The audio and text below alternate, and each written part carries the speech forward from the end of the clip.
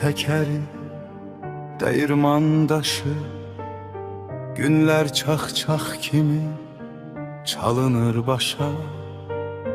Torpağın üstünde dikelen daşlar, elə bil mənimlə yaranıb qoşar.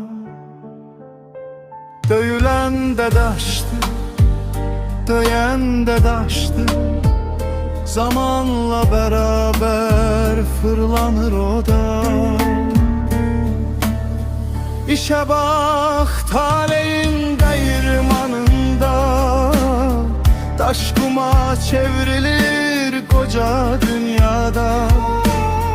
İşe bak taleyin değirmanında, taş kuma çevrilir koca dünyada.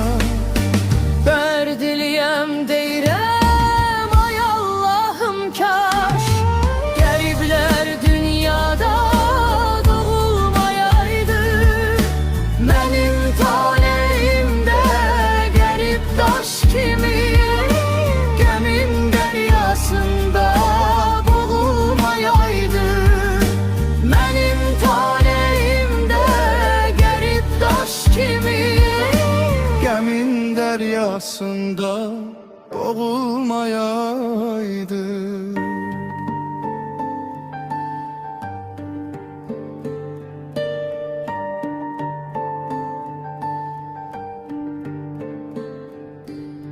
Daşın taleyi de insana benzer.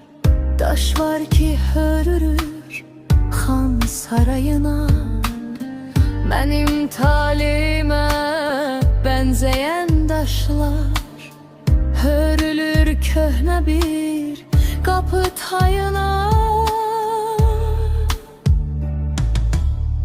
Yusuf'em deyirəm ay Allah'ım kaş Garipler dünyada doğulmayaydı.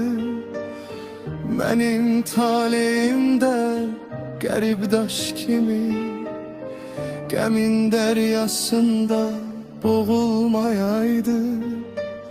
Benim talihimde garip daş kimi Gemin deryasında